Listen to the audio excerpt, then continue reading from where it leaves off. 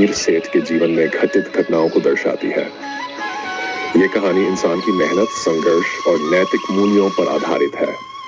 कहानी में मुख्य पात्र है रामू, जो एक गरीब किसान है, और धनराज सेठ, जो एक अत्यंत अमीर और लालची सेठ है। ये कहानी हमें ये सिखाती है कि मेहनत और सच्चाई से इंसान अपनी परिस्थितियों को बदल सकता है, जबकि लालच और अहंकार इंसान को बर्बाद कर सकता है। कहानी की शुरुआत, गांव का परिदृश्य और रामू किसान की जिंदगी। अपना जीवन यापन करते थे। उनमें से एक था रामू, जो अपनी मेहनत और ईमानदारी के लिए जाना जाता था। रामू के पास जमीन तो बहुत कम थी, लेकिन उसका दिल बहुत बड़ा था। वह अपने छोटे से खेत में कड़ी मेहनत करता, लेकिन प्राकृतिक विपत्तियों के कारण उसकी फसल हमेशा अच्छी नहीं होती थी। बारिश कम होती तो फसल सूख जाती, और ज्यादा होती तो बह जाती। इस कारण उसकी आर्थिक स्थिति बहुत ही खराब थी। मैं अक्सर सोचता, भगवान, मैंने तो हमेशा ईमानदारी और मेहनत की राह अपनाई है, फिर भी मेरे जीवन में इतनी कठिनाइयां क्यों हैं? रामू, धैर्य रखो। मेहनत का फल एक न एक दिन जरूर मिलता है। भगवान सब देखते हैं। रामू हमेशा अपनी पत्नी की बातों पर भरोसा रखता और फिर से मेहनत में जुट जाता। धनराज सेठ का साम्राज्य। उसी गांव में धनराज सेठ भी रहता था, जो गांव का सबसे अमीर आदमी था। उसकी खेती बाड़ी, व्यापार और जमींदार से गांव के कई लोग उसकी प्रजा की तरह थे। धनराज सेठ का स्वभाव बहुत लालची और घमंडी था। वह हमेशा अपने मुनाफे के बारे में सोच गरीब किसानों को कम दाम में उनकी फसलें खरीदकर खुद अमीर बनता चला जाता। वह लोगों की मजबूरी का फायदा उठाता और ऊंचे ब्याज पर उन्हें कर्ज देता।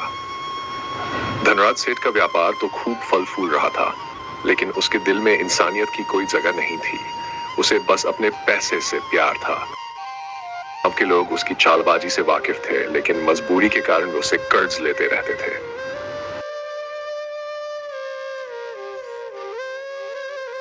रामू की कठिनाई और सेठ से पहली मुलाकात। एक साल फिर से रामू की फसल खराब हो गई। नहीं अगले साल के लिए बीज खरीदने के पैसे। रामू, क्यों न इस बार से धनराज से कर्ज लेकर बीज खरीद लो। शायद इस बार किस्मत साथ दे और हमारी फसल अच्छी हो जाए। कि कर्ज लेने वाले लोग अक्सर अपना सब कुछ खो बैठते हैं, लेकिन उसके पास कोई दूसरा विकल्प भी नहीं था। भारी मन से रामू सेठ के पास गया।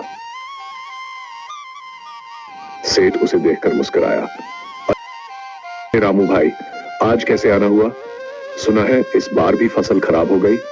रामू ने नम्रता से कहा, आपकी मदद की जरूरत है।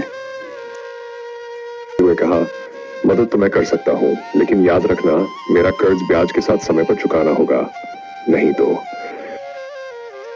मैंने से पहले ही कहा, सेठ जी, मैं मेहनत करूंगा और समय पर आपका कर्ज चुका दूंगा। बस इस बार भगवान ने साथ दिया तो। सेठ ने, भगवान पर नहीं, अपने पर भरोसा रखो। कर्ज की शर्तें सुन लो। सेठ ने रामू को कर्ज दिया, लेकिन शर्तें बहुत कड़ी थी। रामू ने मजबूरी में शर्तें मान ली और बीज खरीदकर खेती शुरू कर दी। प्रकृति की कृपा, मेहनत। इस बार रामू की मेहनत रंग लाई। समय पर बारिश हुई, मौसम अनुकूल रहा और फसल बहुत अच्छी हुई। रामू की खुशी का ठिकाना नहीं था। उसने पहली बार इतनी अच्छी फसल देखी थी। उसकी पत्नी और बच्चे भी खुश थे। रामू ने सोचा, अब सेठ का कर्ज चुकाकर थोड़ी बचत भी हो जाएगी। लेकिन जब वह फसल बेचने के लिए बाजार गया तो वहां उसे असली सच्चाई का पता चला।